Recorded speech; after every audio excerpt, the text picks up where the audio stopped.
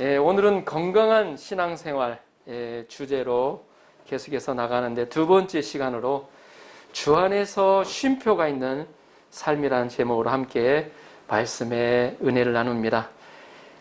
최원현 씨 작가의 기다림의 꽃 중에서 쉼표 없는 악보라는 다음과 같은 글이 있어서 소개해 봅니다. 열심히 일하는 중에 갖는 적당한 쉼이야말로 축복이요 행복입니다.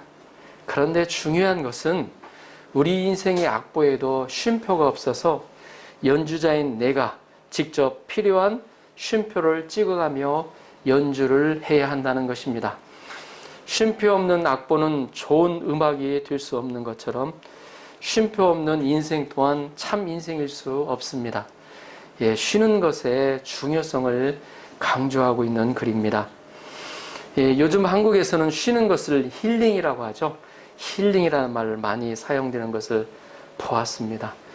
쉬는 것은 사람에게 있어서 정말로 중요해요. 쉬지 않고 계속해서 하게 되면 어떻게 될까요? 고장나죠. 반드시 고장이 납니다. 하나님도 천지를 창조하신 후 7일째에 쉬셨습니다. 그것이 오늘날 일주일의 사이클과 같이 되었습니다. 잘 보면 쉼은 우리의 삶과 매우 밀착되어 있습니다. 학생은 50분 수업하면 반드시 10분이나 15분 휴식을 하죠. 대학생은 1시간 반부터 10분 휴식한다고 들었는데 직장인에게도 6시간 일하면 반드시 30분 또 7시간 이상 일하면 1시간을 휴식 시간을 주도록 근로기준법에 정해져 있습니다. 뿐만 아니라 낮과 밤을 두어서 낮에는 일하고 또 밤에는 어때요? 잠을 자서 충분한 휴식을 취하도록 만들어져 있습니다. 그래서 쉼은 우리 삶에 있어서 빼놓을 수 없는 중요한 것입니다. 특히 건강을 유지하기 위해서는 쉼이라는 것이 필수입니다. 옛말에도 쉬었다가야 멀리 간다는 말이 있습니다. 잘 쉬는 사람이 롱런을 할 수가 있습니다. 신앙생활에서도 마찬가지입니다. 건강한 신앙생활을 하려면 잘 쉬는 법을 배워야 합니다. 오늘 말씀에서 예수님은 수고하고 무거운 짐진 자들에게 다 내게로 오라 초청하여 주십니다. 그리고 내가 너희를 쉬게 하리라고 약속하여 주십니다. 예수님은 우리에게 쉼을 주시기를 원하십니다. 오늘 말씀을 통하여 쉼의 필요성을 깨닫고 우리가 어떻게 하면 예수님 안에서 참 쉼을 누릴 수 있을까 묵상하면서 그 비밀을 깨달을 수 있기를 기도합니다. 아멘. 28절을 보십시오. 28절 암송하시는 분들은 암송하셔도 괜찮습니다. 시작. 수고하고 무거운 짐진 자들아 다 내게로 오라 내가 너희를 쉬게 하리라. 아멘. 예수님은 먼저 부르세요. 수고하고 무거운 짐진 자들아 먼저 부르시고 계세요. 누구를 부르고 계시나요? 수고하고 무거운 짐진 자들아. 다 일본어 성경에 보니까 스베테 스카레타 모노 오모니오 오뜨이로 히토 이게 모든 사람을 예수님이 부르고 계세요. 수고하고 무거운 짐진 자들. 예수님은 수고하고 무거운 짐진 자들에게 다 내게로 오라고 하십니다. 오라는 것은 초청하는 것이죠. 왜 초청하시는 것입니까? 내가 너희를 쉬게 하리라. 쉬게 해주기 위해서입니다. 쉬는 것은 우리의 건강과 밀접한 관련을 가지고 있습니다. 쉬었다가야 멀리 갈 수 있듯이 잘 쉬어야 인생도 건강하게 일하며 오래 살 수 있다는 것입니다. 실제로 미국 상원 의원이었던 스트롬 서먼트 의원은 2002년 100세의 나이로 현직에서 은퇴하였다고 합니다. 100세의 나이로 현직에서 은퇴하였다고 합니다. 100세까지 현직에서 일한다는 것은 건강했기에 가능한 것입니다. 여러분은 건강한 사람은 어떤 사람이라고 생각하십니까? 건강한 사람 하면 진정한 건강은 균형 잡힌 건강이라고 합니다. 특히 인간은 몸과 정신과 영혼의 존재로 알려져 있죠.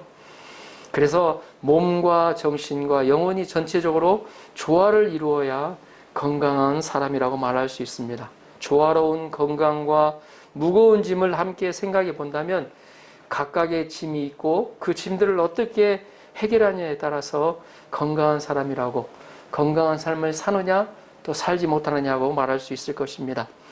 그러면 우리가 먼저 우리 몸에 있어서 무거운 짐은 무엇일까요? 우리가 해야 할 일일 것입니다. 우리는 살기 위해서 어때요? 필요한 몸의 움직임, 노동으로 인한 피로가 쌓이게 됩니다. 학생들은 공부를 해야 하고 또 직장인들은 일을 해야 합니다. 그런데 이런 몸의 짐들은 잠을 포함한 휴식, 여가를 통해서 해소가 된다고 합니다. 그 다음 정신적인 측면에서 무거운 짐은 무엇일까요? 걱정과 근심, 염려의 짐입니다. 불안의 짐입니다. 부모로서의 짐, 사회적 계급으로서 오는 짐, 인간관계에서 오는 스트레스들이 바로 거기에 속할 것입니다. 21세기를 불확실성의 시대라고 말합니다. 1975년 미국의 경제학자 존 갤브레이스라는 분이 이 제목으로 책을 써서 유명해졌습니다. 이것이 전 세계에 큰 영향을 미친 뒤부터 이 책 제목을 타서 현대를 불확실성의 시대라고들 말합니다. 인간의 삶에는 늘 불확실성이 있어 왔습니다. 그런데 오늘 이 시대를 아예 불확실성의 시대라고 하는 이유는 무엇일까요? 두 가지를 생각해 볼 수 있는데, 첫째는 변화가 너무 빠르고 그 변화의 결과를 예측하기 힘들기 때문입니다. 스마트폰이 나타나 세상을 이렇게 뒤바꿔 놓을 줄 누가 알았습니까? 이거 하나로 어때요? 검색이 다 되어 보면 예측하지 못했던 소니가 아마 8, 90년대만 해도 아마 세계 10대 그룹 중에 한 그룹이었습니다. 그 노키아 같은 세계를 호령하는 기업들이 도태되지 않았습니까? 이제 인공지능의 시대가 온다고 합니다. 많은 직업이 없어지고 또 많은 기업들이 도태될 것이라고 합니다. 그런데 그 인공지능의 시대라는 것이 언제 어떤 형태로 도래하게 될 것인지, 그리고 우리의 삶에는 어떤 영향을 미치게 될 것인지 누구도 제대로 예측할 수 없는 상황입니다. 또 다른 하나는 불확실성이 그 과거와 달리 복잡한 형태를 띠고 있어서 예측이 힘들다는 것입니다. 오늘 우리가 사는 세상은 지구촌이라고 부를 정도로 전 세계가 하나의 네트워크로 연결되어 있습니다. 세계 어느 곳에서 어떤 일이 일어나면 이것이 곧 전 세계로 금방 파급이 됩니다. 예를 들면 러시아와 우크라이나의 전쟁입니다. 그 전쟁으로 인해 전 세계의 경제가 요동치고 있습니다. 고유가, 고물가, 고환율 등 우리의 삶에 지대한 영향을 미치고 있습니다. 그래서 오늘의 현대인들은 이런 불확실성의 시대를 살아가면서 모두가 크고 작은 불안을 느끼게 됩니다. 미래에 대해서 어떻게 될지 알 수가 없는 일입니다. 예측할 수 없는 미래 때문에 오늘을 어떻게 살아야 할지 안절부절하지 못하고 있습니다. 그리고 이 불안 때문에 만성적 스트레스로 고생하고 있고 크고 작은 질병을 앓고 있습니다. 특히 우울증을 앓는 사람들이 크게 늘어나고 있습니다. 정말 이런 불확실성의 시대를 알아가기가 참으로 힘이 듭니다. 그래서 많은 사람들이 미래에 대해서 불안해합니다. 마음에 평안이 없어요. 잠언 17장 22절에 보면 말씀이 이렇게 나옵니다. 여기 한번 보여줄래? 희연아? 잠언 17장 22절 같이 한번 읽어볼까요? 시작. 마음의 즐거움은 양약이라도 심령의 근심은 뼈를 마르게 하느니라. 마음의 즐거움은 양약이라도 심령의 근심은 뼈를 마르게 한다고 했습니다. 마음의 근심은 사람의 뼈를 마르게 한다고 기록하고 있습니다. 정말 끔찍하지 않습니까? 그 다음 영혼의 측면에서 무거운 짐은 무엇일까요? 바로 죄의 짐입니다. 원죄의 짐과 우리가 삶 속에서 저지른 죄의 짐입니다. 러시아의 작가 도스토예프스키는 죄와 벌에서 다음과 같은 말을 했습니다. 죄인으로 산다는 것 자체가 짐이다 라는 말을 했습니다. 죄는 반드시 대가를 요구합니다. 우리가 범죄를 저지르면 어떻게 됩니까? 교도소에 가서 큰 죄의 대가를 치르지 않습니까? 그와 마찬가지로 죄에는 반드시 대가가 따른다는 것입니다. 큰 범죄를 저지르지 않았다 하더라도 어렸을 때 지은 죄가 평생을 괴롭히기도 합니다. 성경은 분명히 말씀하고 있습니다. 죄의 삭은 사망이라고. 바로 죽음의 대가가 따른다는 것입니다. 그런데 죽음에서 끝나면 괜찮은데 죽고 난 다음에는 또 심판이 기다리고 있습니다. 그 다음 히브리서 9장 27절입니다. 그 다음 자 같이 한번 읽어볼까요? 시작. 한 번 죽는 것은 사람에게 정해진 것이요 그 후에는 심판이 있으리니. 죽음에서 끝나면 괜찮은데 사람 죽고 난 다음에 또 심판이 기다리고 있습니다. 얼마나 죽는 것도 힘들겠어요? 예? 무서워서 어떻게 죽겠습니까? 모든 인생은 그 심판에서 지옥행을 판결받게 되었습니다. 생각하면 할수록 정말로 힘들고 지칠 수밖에 없는 인생살이가 아니겠습니까? 우리가 어떻게 이런 무거운 짐들에서 해방될 수 있을까요? 이 몸의 짐들은 잠을 포함한 휴식, 여가를 통해서 해소가 됩니다. 그 전날 좀 무리를 내서 잠을 못 잤다 그러면 어때요? 낮에 어때요? 좀 졸더라도 어찌든지 하여튼 몸은 해소를 해요. 본능적으로 이렇게 해소가 됩니다. 그러나 정신적인 짐들과 영적인 짐들은 어떻게 해결해야 할까요? 28절 다시 한번 보겠습니다. 수고하고 무거운 짐진 자들아 다 내게로 오라. 내가 너희를 쉬게 하리라. 아멘. 예수님은 내게 오라고 말씀하셨습니다. 누구에게 오라고요? 예수님은 내게 오라고, 예수님에게 오라고 말씀하셨습니다. 내게 오면 내가 너희를 쉬게 해주겠다는 것입니다. 다시 말해서 무거운 짐을 벗어나도록 해주겠다는 것입니다. 이 얼마나 놀라운 말씀입니까? 예수님은 우리의 정신적인 짐에서 해결할 방법을 제시해 주셨습니다. 바로 하늘에 계신 하나님 아버지를 신뢰하라는 것입니다. 마태복음 6장에서 이렇게 말씀하셨습니다. 목숨을 위하여 무엇을 먹을까, 무엇을 마실까, 무엇을 입을까 염려하지 말라고 하셨습니다. 사실 염려하고 걱정한다고 우리의 키 1cm라도 조금이라도 더 크게 할 수가 없습니다. 한마디로 백해무익이라는 것입니다. 그러면서 하나님은 하늘에 계신, 그러면서 예수님은 하늘에 계신 아버지를 바라보도록 말씀하셨습니다. 믿음을 갖도록 말씀하셨어요. 자, 마태복음 한번 찾아서 한번 같이 한번 읽어볼까요?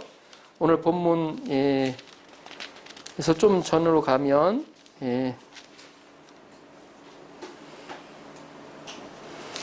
자, 마태복음 6장 30절부터 33절까지 30절부터 33절까지 한번 같이 한번 읽어보도록 하겠습니다. 30절에서 33절까지 같이 한번 읽어보도록 하겠습니다. 성경 없으시나요? 성경 가져다 주시겠어요? 그러면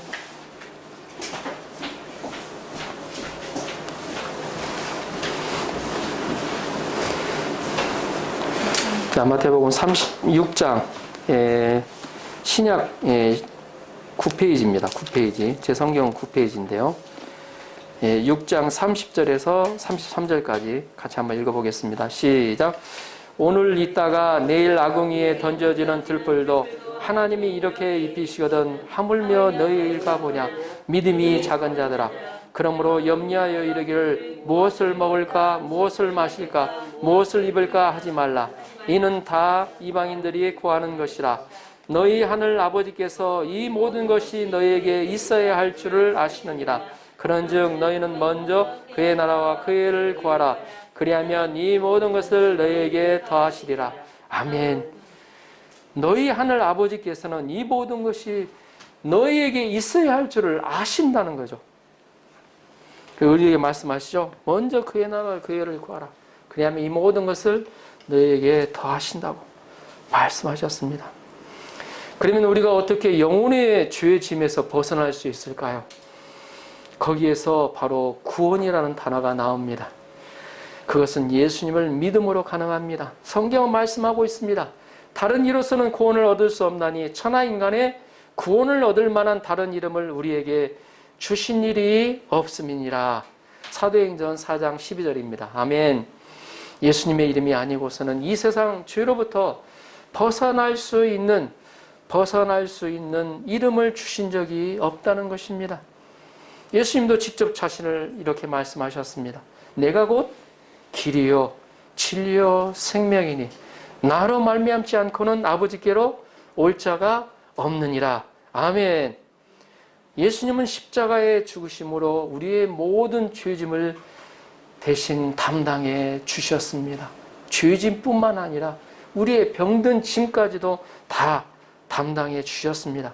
그러므로 누구든지 나의 죄짐을 대신 담당하신 예수님을 믿고 마음으로 믿고 입으로 시인하면 영원한 생명이 주어지고 하나님의 자녀가 되는 특권이 주어지게 됩니다. 지옥행에서 하늘나라행, 천국행 티켓이 주어지는 것입니다. 재미있는 연구가 하나가 있습니다. 하버드 의과대학 벤슨 교수의 연구에 의하면 신앙인은 비신앙인보다 훨씬 더 건강하게 오래 산다는 것입니다. 신앙인은 누구입니까? 예수님을 신뢰하고 믿는 자입니다. 비신앙인은 예수님과 관계없이 살아가는 사람들입니다. 이 질병의 60에서 90%는 육체적 문제가 아니라 마음의 문제요. 곧 스트레스에서 오는 현상인데 심장 수술을 받은 232명 가운데 살아남은 환자를 조사해 보니까 신앙인이 비신앙인보다 3배나 많았다고 합니다. 심장 혈관병으로 죽은 경우도 신앙인은 비신앙인보다 절반밖에 안 되었다고 합니다. 30명의 엉덩이뼈가 부러진 여자들 가운데서 신앙인이 비신앙인보다 퇴원 후 디프레션, 우울증이 훨씬 더 적고 멀리까지 걸을 수 있었다고 합니다. 뿐만 아니라 신앙인과 비신앙인은 자살률도 4배나 차이가 났다고 합니다. 정기적으로 예배를 드리게 되면 불면증의 75%가 정상화되고 불임증을 가진 여자들이 35%나 임신을 하고 습관적으로 통증을 제거하기 위해 먹던 진통제도 34%나 감소되었다고 합니다. 5년 동안의 연구 결과에 의하면 신앙인은 비신앙인보다 더 좋은 건강을 누리고 발병했을 때에도 훨씬 더 빠른 회복이 온다는 사실이 증명되었습니다. 특히 기도는 스트레스 호르몬에 좋은 영향을 주고 혈압을 낮추어주며 편안하게 만들어주고 심장 박동수와 호흡 조절과 그 외에도 건강에 많은 유익을 준다는 것입니다. 이런 것을 보면 신앙을 가지는 것이 우리의 삶에 있어서 쉼을 준다는 것을 부인할 수 없을 것입니다. 그러면 예수님은 우리가 어떻게 하면 쉼을 얻을 수 있다고 말씀하십니까? 29절을 함께 읽어보겠습니다. 자, 구체적인 쉼을 얻는 방법을 예수님 말씀하십니다. 29절 같이 한번 읽어보겠습니다. 시작. 나는 마음이 온유하고 겸손하니 나의 멍에를 메고 내게 배우라.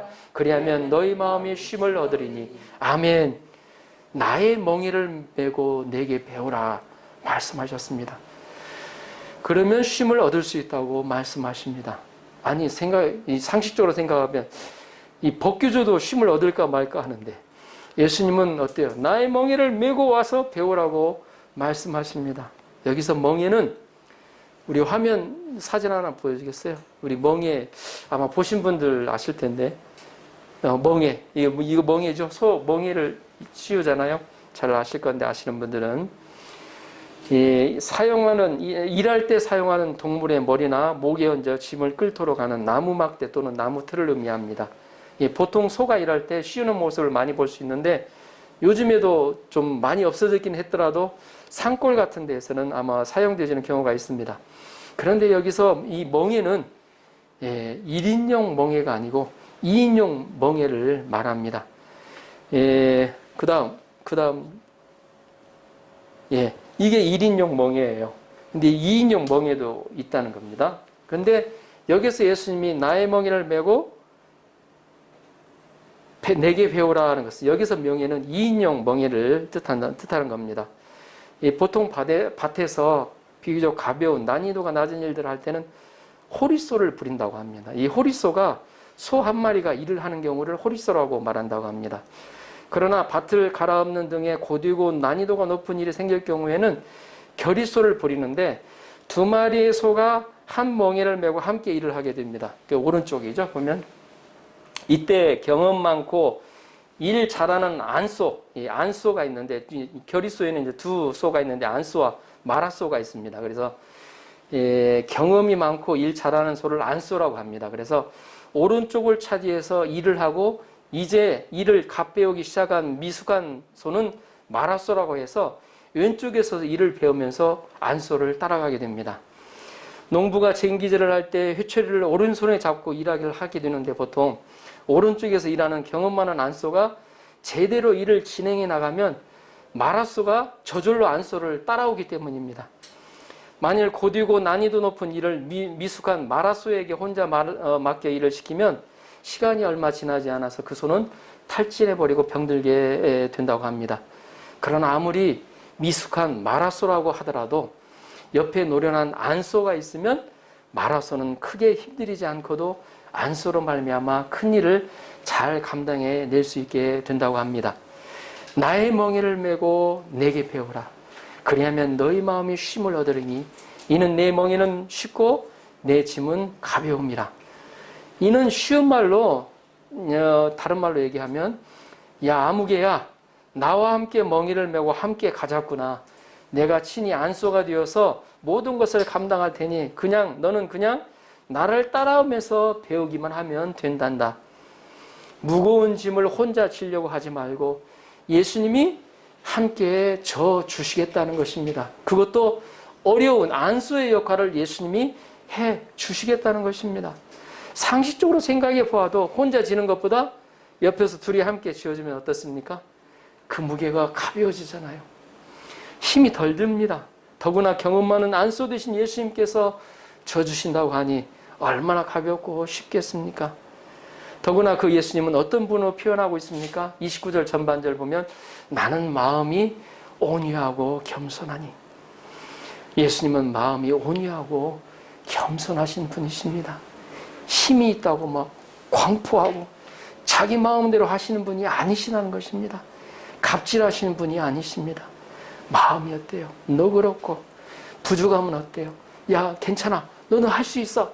격려해 주시고 옆에서 어때요? 이해해 주시면서 해주시는 분이라는 겁니다.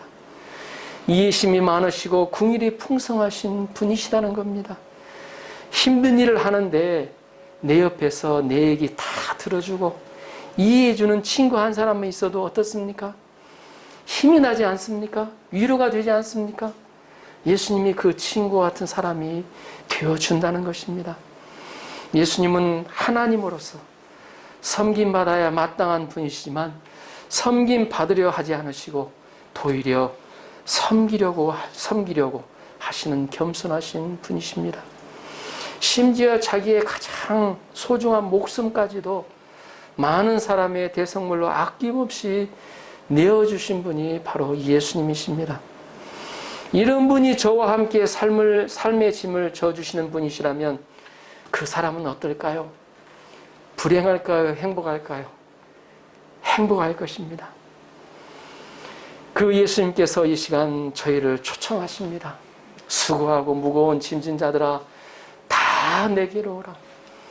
2000년 전에 이 말씀을 하신 예수님께서 이 시간 저희에게 이 말씀을 하세요.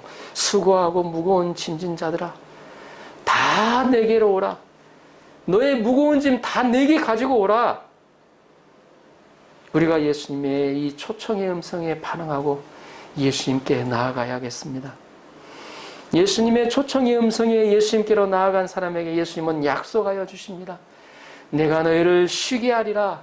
아멘. 내가 너희를 쉬게 하리라. 약속하여 주십니다. 예수님께 관심을 가지고 예수님을 향하여 가야 합니다. 세상적인데 자기 생각으로 인간적인 대로 가지 말고 예수님께로 나아가야 합니다. 술을 마시거나 게임을 하는 대로 나가지 말고 예수님께로 나가서 예수님께 믿음으로 우리의 죄를 맡겨야 합니다. 예수님을 신뢰하고 내가 맡은 책임, 내가 맡은 짐들을 예수님께 맡겨야 합니다. 예수님은 우리가 예수님을 믿음으로 주의 짐과 생활의 여러 짐을 내려놓을 때, 또 우리가 예수님께 나의 건강, 가족, 장래를 맡겨드려야 합니다. 나의 두려움과 불안의 짐, 허무의 짐, 심지어 실패의식, 사망권세의 짐까지도 예수님께 맡겨드려야 합니다. 우리가 이런 모든 짐을 예수님께 맡기면 예수님은 이런 짐을 다 져주신다는 것입니다. 우리가 죄의 짐이 있을 때는 죄의 짐을 지고 가신 예수를 믿고 죄를 회개해야 합니다. 그러면 죄사함을 받고 우리 마음이 가벼워집니다. 죄에 대한 책임을 내가 질 수가 없습니다. 하나님은 이렇게 믿음으로 나온 자들 한치의 오차도 없이 완벽하게 인도하여 주신다는 것입니다. 그러면 예수님의 초청에 응하는 것은 구체적으로 어떻게 하는 것을 의미합니까? 말합니까? 현재 내 문제, 내가 고민되는 문제, 나의 걱정과 염려가 되는 문제를 예수님께 들고 나가 맡기는 것입니다. 기도하는 것입니다. 저는 어렸을 때 가난한 가정에서 자란 것과 부모님이 매일 싸우시는 가정에서 자란 것이 운명적으로 생각될 때가 있었습니다. 대학 때에는 자가용을 타고 다니며 수업을 받던 학생들이 있다는 것을 듣고 비교하며 나는 왜 이런 가정에서 자라야만 했는가 생각하며 슬퍼할 때가 있었습니다. 그러나 구약의 창세기에 나오는 요셉과 함께 하신 섭리의 하나님을 바라보며 이런 내게 하나님의 선한 계획이 있다는 것을 깨닫고 나서 오히려 부모님께는 낳아주신 것만도 감사하는 마음을 가지게 되었습니다. 그러자 제 안에 운명과 슬픔으로 인한 짐에서 자유롭게 될 수가 있었습니다. 메리 스티븐슨이 지었던 모래 위의 발자국이라는 글이 있습니다. 그 글을 소개하면서 설교를 마치고자 합니다. 어느 날 밤 한 사람이 꿈을 꾸었습니다. 주님과 함께 해변을 걷고 있는 꿈이었습니다. 하늘 저편에 자신의 지나온 삶의 모습들이 비춰졌습니다. 한 장면씩 비춰질 때마다 나는 모래 위에 난 두 쌍의 발자국을 보았습니다. 하나는 그의 것이고 다른 하나는 주님의 것이었습니다. 인생의 마지막 장면이 비쳤을 때 그는 모래 위의 발자국을 돌아보았습니다. 그는 자기가 걸어온 길에 발자국이 한 쌍밖에 없던 때가 많다는 사실을 알아차렸습니다. 그때가 바로 그의 인생에서 가장 어렵고 슬프고 힘든 시기들이었다는 것을 알게 되었습니다. 그것이 몹시 마음에 걸려 그는 주님께 물었습니다. 주님께서는 제가 당신을 따르기로 결심하고 나면 항상 저와 함께 동행하시다고 약속하셨습니다. 그런데 지금 보니 제 삶의 가장 어려운 시기에는 한 쌍의 발자국밖에 없습니다. 제가 주님을 가장 필요로 했던 시기에 주님께서 왜 저를 버리셨는지 모르겠습니다. 주님께서는 이렇게 대답해 주셨습니다. 나의 소중하고 사랑스러운 아들아, 나는 너를 사랑하기 때문에 결탄코 너를 버리지 않았단다. 너의 시련과 고난의 때, 네가 힘들어할 때 한 쌍의 발자국만 보이는 것은 내가 너를 업고 걸어갔던 내 발자국이란다. 결론적으로 인생들은 근본 수고하고 무거운 짐진 자들입니다. 오늘은 수고하고 무거운 짐을 지고 살아가는 우리를 초청하시는 예수님의 음성을 들었습니다. 그리고 쉬게 해주시겠다는 약속의 말씀도 들었습니다. 우리가 내게로 오라 음성에 신뢰하고 나아가서 쉼을 얻어야 하겠습니다. 잘 쉬어서 새로운 힘을 충전하여서 날마다 힘있는 삶을 살아야 하겠습니다. 아멘.